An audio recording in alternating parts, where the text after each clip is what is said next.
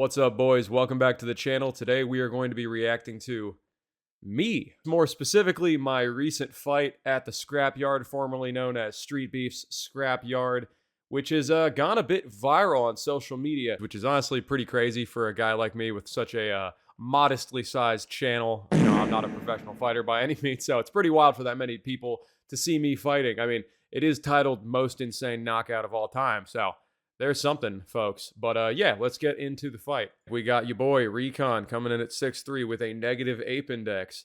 In my defense, I'm pretty sure for my first fight, I got measured at 74 inches of reach. And also, a lot of people in the comment sections on this fight were saying they didn't believe I was 172 pounds. They weigh you the morning of the fight. The way it works at the Scrapyard, for anyone interested, is you have to fight within a 10-pound like gap. Like, they'll match someone who's 172 with 162 to 182. If you're a heavyweight, it's a bit different. They'll match a bigger gap between 280 and 350. But if you're not like a heavyweight, it's a 10-pound gap. But yeah, man, it's such a roll of the dice with who you get out there. You have no clue what it's gonna be unless it's someone who already has fought out there. And my opponent Greenhorn was 0-0, so you just really don't know what you're getting into. And that leads me into this hilarious moment here. He had his phone still in his pocket, and he was wearing shorts that had pockets. And to me, I'm rocking the twin special Muay Thai shorts. Back to your corners. You would think, looking at a dude wearing not proper Muay Thai shorts, round one, let's scrap. maybe this is about to be a real easy fight. But my buddy in my corner, professional MMA fighter Chris Vazel, shout out to the Bad Apple, Chris Vazel. We saw him warming up, and I said to him, I was like, those don't look like proper fight shorts. And Chris was like, yeah, bro, that doesn't mean shit. I've seen a lot of people who are a lot better than me at fighting fight in gym shorts and all kinds of outfits. And it's very true, especially out here at the Scrapyard. You never know what outfit someone might wear. I mean, take Wing C for example. That dude fought with literal wings on his back and a do-rag, and now he's fighting in karate combat, fighting professionally. Bit of a Leon Edwards look to the camera from your boy here. We would call that in the business foreshadowing of what's about to happen. But yeah, honestly, in this moment, Touch gloves. I'm just trying to stay locked in because, like I said, my boy Chris, professional MMA fighter in my corner, telling me the correct thing here to stay locked in. Don't be, caught up in what shorts the guy's wearing. You don't know. He could be, sandbagging. He could be more skilled than me. This is fighting. You got to take this extremely seriously. You don't play Muay Thai. You play baseball, right? There's very big health consequences for losing. We don't just, have another game tomorrow. Oh, you struck out. If you get knocked out, it's not good for the brain. Back to your corners. Shout out to this referee, by the way. Cool dude. Ready? Muay Thai round one, let's scrap. Hands up. So touch of gloves and we're in. Strong jab to start. I wasn't really bringing my hand back to my face. Big high kick. Second high kick out of southpaw. A little switch kick to the dome, and that's the fight. He is out bad, dude. Ooh. That is not good for the brain. Oh, I hate seeing him hit his head. I hate seeing him hit the back of his head on that plywood, brother. Like, And you're a winner by knockout.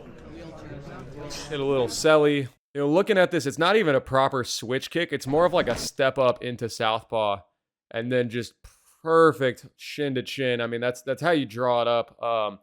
Being that he was only 5'7" and I'm 6'3", I don't have very good reach, as you guys saw, but I do have pretty long legs for my height. I knew the high kicks would be an option to go to, just since if you can kick someone your own height in the head, dude who's half a foot shorter than you or whatever that difference is, it's definitely an option. Certainly in a Muay Thai fight, not worried about getting taken down or anything. And yeah, bro, he was slumped back. I mean, he's unconscious from that kick. I saw a lot of people commenting fent lean, which is hilarious, but that's fucked. Oi. I mean, to be fair, that is a bit of a fent lean, but yeah, I hate that he hit his head like that, man. Herb Dean would be proud, but honestly, like, I didn't talk to the guy a whole lot that morning, but he was respectful, just like I was to him before and after the fight, talking to him and his cornerman, which was his dad, which made me feel all the more bad. I've never really felt bad after a fight, and I wouldn't say I feel bad in the sense of like regret. I mean, he was trying to knock me out. That's the sport. But yeah, you feel for the guy. I mean, taking that extra whack on the back of the head is just kind of fucking rough. But that happens a lot in fighting, dudes hitting their head on the ground. Plywood's particularly unique here, but yeah. So I guess I'll go through a little bit of what I was seeing in the fight. I mean, it's a short fight. I can't really break it down too much. But let's go back here.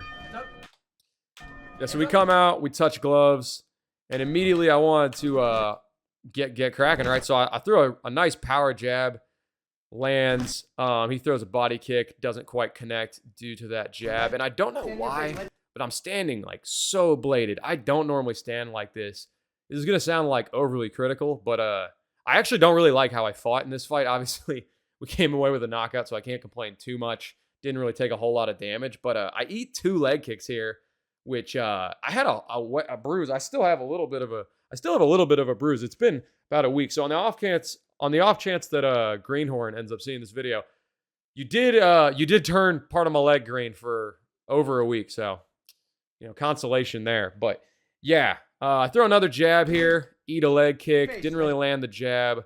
You can hear Chris in my corner yelling to get your left hand back to your head, which is funny because some of the people in the comments thought that was Greenhorn's corner saying to put his hands up. It was actually my corner telling me to get my hand back, which I did listen. That's good. I put my hand back here. And then I kind of leave it out. And then this is pretty much the beginning of the end. This kick, I'll see if I can do it in slow-mo here. I feel like Demetrius Johnson here breaking down the void. Okay, we got the freeze frame here. So you see, this is literally just like my toes. So it's not a flush head kick, but man, when you're whipping a kick up hard like that, even just the toes, I felt like this rattled him. I mean, you could see it turned his head. I don't think that's really him rolling with it. And I don't know if this is even really accurate, but in my head, in this moment, I felt like I saw just a little bit of a wobble. So I went full aggro. Wee! Fought like Terrence McKinney. I mean, this truly is a Terrence McKinney-esque performance. Shout out to Terrence McKinney, one of my favorite fighters, who's fighting soon against Bobby King of the Unks Green. I'm really excited for that fight. Anyways, so we throw up another kick out of now the southpaw stance. Doesn't quite land. Gets up, but he's not really blocking properly. At least that was, again, what I was thinking at the time. I ran right onto this teep kick, tried to catch it. If you know me, if you've sparred me, I kind of suck at catching teeps. Something I'm trying to work on. I got it, but yeah, he yanked it back out, and I did nothing with it. But and yeah, the ender. So it's not a normal switch stance where you pop to your southpaw. I more stuck my back foot forward here. And then threw up the left high kick out of the orthodox stance. And yeah, doesn't really land a lot better than that. And then, yeah, I pretty much knew it was over. I mean, I'm looking at him and I'm seeing seeing corpse guard, boys. And I did actually hit a backflip in the cage. I don't know why it's not in the video. Actually, I do know. I talked to Fire Chicken, the dude who runs the Scrapyard.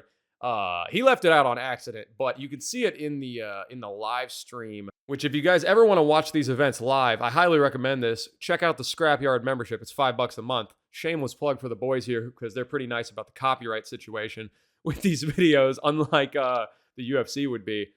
Pretty worth it, honestly. These fights are more entertaining than the UFC half the time.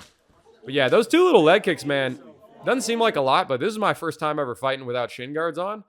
As far as like, a sanctioned, well, this isn't really sanctioned, but you know what I mean? It's like a proper fight in a ring or a cage with a referee and all that. And, I was a bit nervous about that going into the fight. You really don't feel it in there. You feel it later.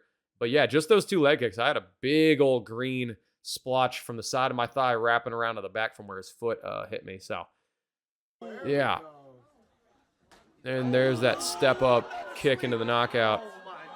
So I'll turn the commentary on here for you boys. You can hear the live call of it. This is our John Anik and Daniel Cormier. Oh, another sleep. Oh my goodness. Oh, y'all saw it there. Another sleeper. High kick. Another sleeper. To the chin. Oh my God. Muay Thai. fight. Ooh, man, the He just did backflip. a flip. Flip in the What's ring. what's dude's name? Not just one. I think that's Recon. Recon. That is Recon. What up? Recon came ready. What up, chat? His leverage with his legs. Oh, man. Eat with those roundhouse kicks, bro. Yeah, I did take That a was knee. dangerous. I don't know if you guys played, like American football growing up. That's what you're supposed to do when someone's injured. And this did get kind of scary. He was out for like an uncomfortably long amount of time. I'm going to skip forward some. But yeah, I think I checked the timestamps. It's like 3 or 4 solid minutes before he even like stands up, bro. Or not stands up, sits up. And yeah, I felt bad. I've never felt bad for anyone after a fight, like I said. And no regrets, that is the sport. But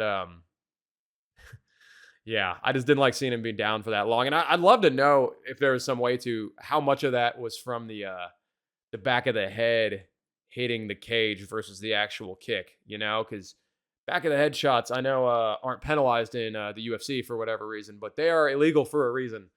Quite dangerous. So yeah, they did end up taking him to the hospital. And I was told by some of the guys who worked at the scrapyard, this was the longest anyone's been unconscious there in the history of the yard, which is 6 years as of next month's event. They have an event once a month. So yeah, I think even Fire Chicken, the guy who, hosts the events on his property and watches people get knocked out, every month, he was even shitting a brick a little bit just because, we don't want to see anyone get hurt too bad, and I guess I'll play my post-fight. Yeah, I threw the Buc-ee's hat on. Yeah, shout out to shout out to Buc-ee's. Y'all know we're repping Texas out here. And we got the USA colored pitties on. Oh, this is still in slow-mo. Can turn this back up. Hey, man. That's 2 in a row. Let's go for 3. Because at 3, we get a UAV. Shout out. I hope people got that reference. I was scrolling the comments on Instagram. Would you follow me on Instagram if you aren't already? But yeah, I was scrolling the comments on Instagram, and bro, there were so many people being like, what the what is he talking about, the UAV? And then like tons of the boys, all the dogs, knowing exactly what I'm talking about. That's a Call of Duty reference, the kill streak reference right there. And I won't lie to y'all, I was pretty nervous going into this fight. I mean, I was fight number 9 of this event. The last time I fought at the scrapyard, my first fight there, it was like number 23 or 24, and there's an intermission for like an hour in the middle of the fights. So I was pretty early in the day. Last time I had like no nerves, I felt like, because I was just tired of waiting there all day. It was December, rainy, very cold, 40 degrees in Washington. I fought with no shoes on. Maybe I should do a breakdown of my first fight. I don't know. If you guys would be interested in that, let me know below. But anyways, if you fought before, or just try to imagine this if you haven't, you're like, okay, I'm number 9. So I should probably start warming up at fight number 4 or 5 or whatever. You're doing your shakeout. Maybe you're hitting some pads. We didn't have any Thai pads there, unfortunately. But I'm doing a light spar with my boy here, Chris. Shout out to Chris Vassell, getting me ready for the fight. And I'm thinking, okay, there's 3 more fights. There's 2 more fights. I got about this amount of time. The fight before mine, J Flip versus Twinkle Toes, which I'll pull up here. This was the fight right before mine, which, as you can see from the title up here, brutal 4-second knockout, was not a very long fight. I mean, I'm not watching the cage because I'm warming up, right? Trying to psych myself up, be in a good mental spot to go and fight someone in this backyard cage, right? And I hear the bell ring, and then I hear like immediately, basically, it's 4 seconds, which is somehow not even the record in the scrapyard, which is even crazier. But anyways, yeah, so I got kind of rushed into the cage like real quickly. The loser of this fight, which I won't spoil it, we can watch it real quick, live view. Let's get it. Ready? Fight. He wasn't unconscious for a super long time. Boom, just a one punch. You could see he's awake, right? So he wasn't like in the cage, unconscious for a really long time. You can literally see my buddy David here in the back coming over. I'm like right over here near this little tent warming up. And it was pretty quickly like, yo, it's time, go get in the cage. And I remember being there like, oh, all right, don't really feel properly warmed up. Here we go, let's get it done. And even crazier about this fight, even more lore, if this dude in the middle, the referee, looks at all familiar to you, it's because he is a former UFC fighter named James Vick. Shout out to James Vick, by the way. Super nice guy, very friendly. I had a great conversation with him after my fight. Yeah, he had, I believe, 14, 9 and 5. So 14 UFC fights.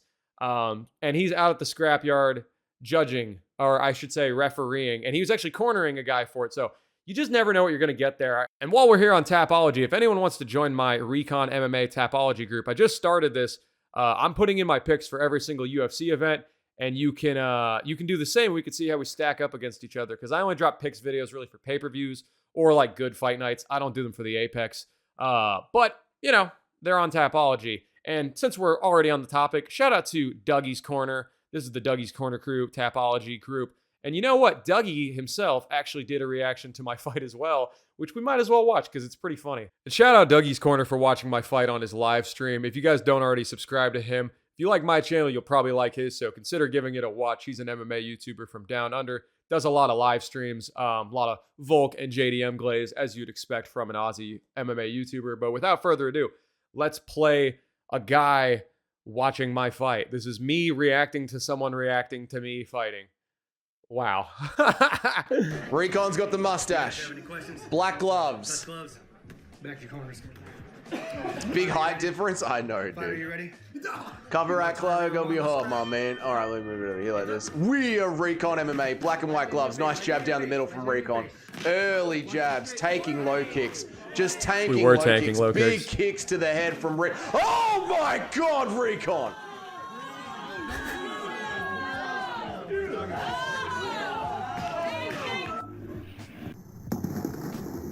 That noise is bad. It's like a baseball bat on someone. Oh my god.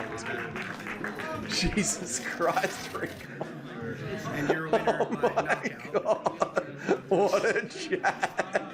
What an absolute chat. What a Chad Recon. He is Chad Maxing. We are Chad Maxing. Damn, brother, Recon's got a body on his record. Jesus Christ. This comment right here, but that's not the cloth from which he was cut. That's the Leon Edwards reference right there. Hopefully we don't have a downfall like Leon Edwards. Please don't be foreshadowing right now. But yeah, looking at the camera before the fight and then sleeping him with the head kick. Very Leon Edwards-esque. But yeah, that was Scrapyard fight number 2. We came, we saw, and we kicked the dude in the head. So pretty much went exactly how I wanted it to go, barring the 2 leg kicks that landed. Should have a predictions video for UFC 329 dropping right after the weekend, and hopefully we can get back to some regular uploads until we take our next fight. So yeah, you made it all the way to the end here. Sincerely, thank you for watching. I do appreciate it. And until next time, 432 motherfucking hertz.